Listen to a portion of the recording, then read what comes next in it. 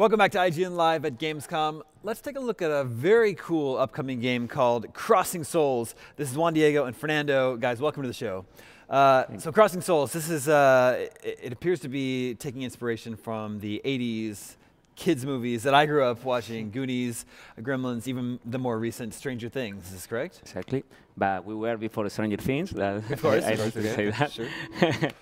But yes, we wanted to make a game about the 80s because we really think that there is no game actually about the real 80s. You know, everybody take the 80s as a fashion or visually, but we want to take that vibe from the movies when you used to think that everything was possible. You could be a hero in your town, you know. Yeah. So we wanted to make that, yeah, when we started Crossing Souls.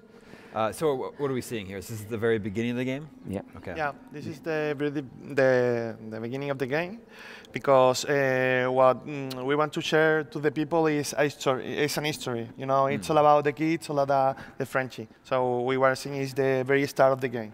Yeah. And who are we playing as here? Who's okay, this is Chris. This is the main character, and this is like the leader of the gang, you know.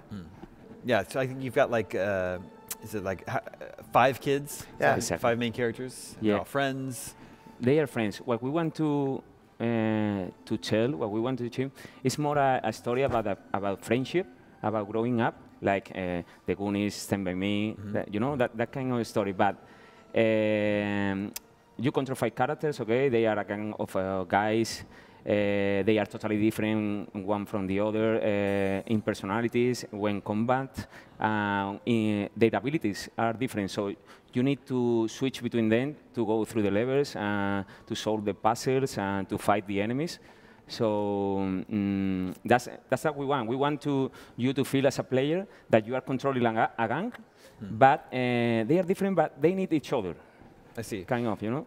So we just got a baseball bat. Is Yeah. that an important item for? Yes, this is the first weapon. Every character have a different way to combat and a special ability. Okay. So when you are playing through the adventure, you are going to be figure which one you have to use, and even combine between them to just figure puzzles and combat. Because as Diego said, it's very important that you understand that they need each other. They have to help each other, because it's very important, the friendship between them. Exactly. So this is, what kind of game is this? This is an action-adventure game? Yeah, mostly. It's an action-adventure game, but we also add some kind of platforming, because you're platforming because you need to live an adventure. You know, you need to.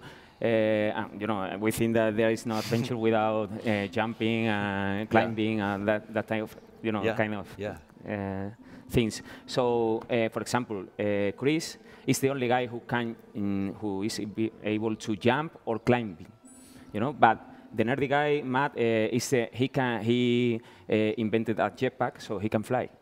Okay. So very you know, handy, that kind of that kind of things. So I know it's early days in the game here. We've just woken up. We're in our house, meeting mom and dad, getting our baseball bat. But like, what's the overall premise of the game? If you're going to give the short paragraph description of the story, what would it be? The game is, like I say, it's an adventure. There are 5 kids, and they want to enjoy their summer, their holidays. So, but suddenly, they found a mystery stone that allows them to connect to the realm of the dead, so they can see spirits and switch between realms. But that stone belongs to a really bad guy, the typical evil guy of the 80s. So the evil guy needs the stone to make his evil plan, you know, conquer the world. So the evil guy is going to chase the kids, and it's where all the adventure begins. You know, the government appears like in each movie. Yeah, you know, it's typical from about there. midway through. Yeah, exactly. So they get in trouble by that. But the most important thing here is the story. We want you to be part of it. We want, you know, you see the video and you think everything is cheerful and colorful. But we want to change that. We want to, at some point, the story gets darker and the relationship gets intense. You know, everything. Sure. There are a lot of plot twists.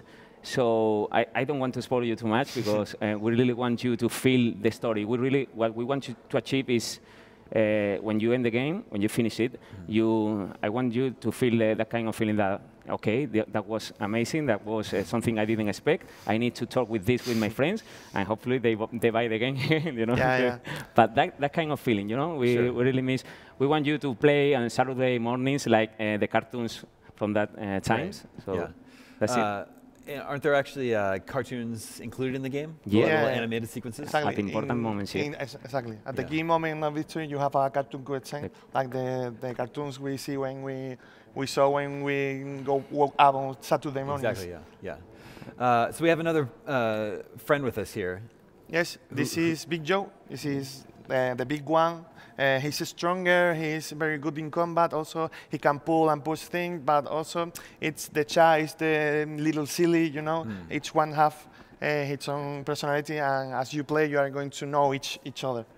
So are you able to switch between the characters on the fly? At any moment, okay. And you will see that they are different while fighting with the enemies. Sometimes you find an enemy that needs to be faced with Big Joe, for example, because he is too strong. I see. But for example, some enemies are too far from you, so you select Matt, who has a laser gun. And the laser gun is made by him with the the pistol from Nintendo. So, yeah. You know, he used that yeah. kind of thing, so he has his own invention. So you need to switch between them. Yeah. I see. So, you know, obviously we talked about a bunch of influences of like 80s movies. Yeah.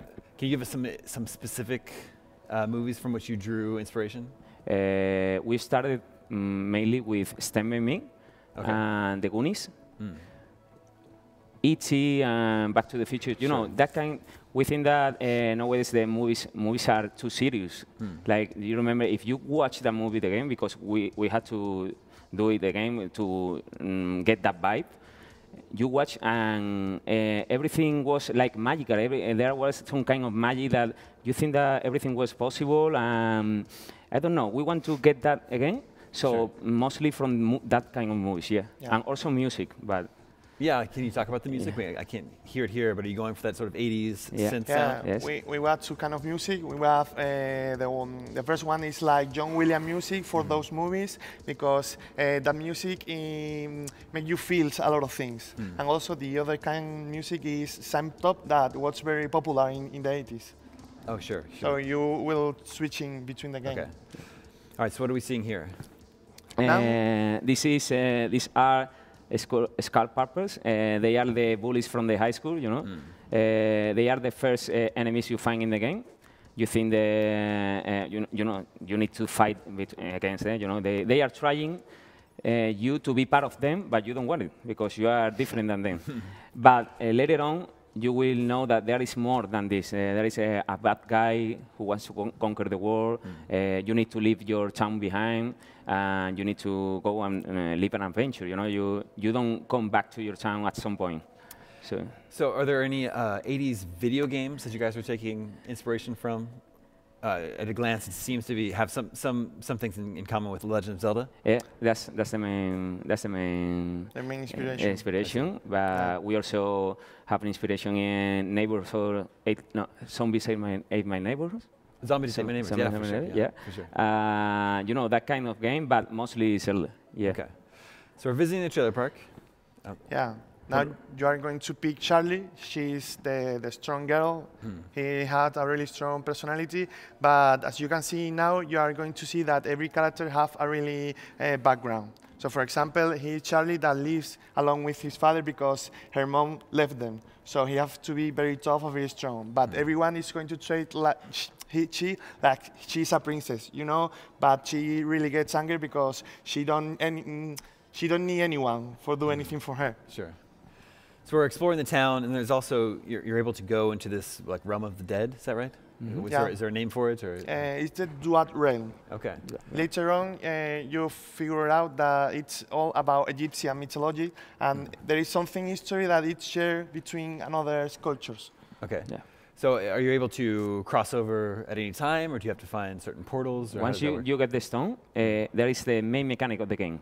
You have one button just to switch it on or switch it off, and this gives you another new whole new world, because you find new NPCs to talk with them, new enemies also, because this bad guy who was using the stone to conquer the world wants the stone back, so he sends people to chase you because he wants the stone. So this is a new world, and everything is about the stone, the story and the mechanics. We're beating up the redneck bully. Right Yeah. He was asking for it. So if you're defeated in combat, what happens then? Are you sent back to a safe house? Or No, checkpoint? it's game over. You finish because I mean, you are 5 friends and you are together. If if someone is going to pass through it, you are going to because you are very close. Yeah. So when you get killed, you have to load the game. Yeah, Okay. exactly. It's game over. And is the whole your group of 5 friends, are they all sharing one like health bar, or does each like if one character is about to be defeated, can you switch to another character who has full health?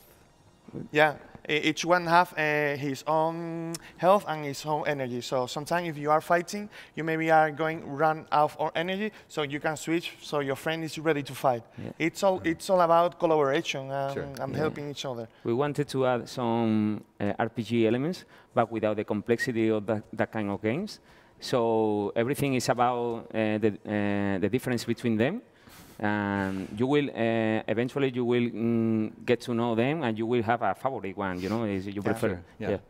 So Crossing Souls, what platforms is it coming to? PS4, PC, Mac, and Linux. Do you have a release date? Probably the beginning of the year. 2018? Yeah. Okay. Because we are polishing it right now. It's almost ready. Within probably the beginning of the year. Well, the game looks awesome. I'm super excited to play. So Thank you very much, man. much. thanks for bringing it to the show Thank and sharing with us all. Thank you Thank very you. much. Stay tuned. More to come from IGN Live at Gamescom after this.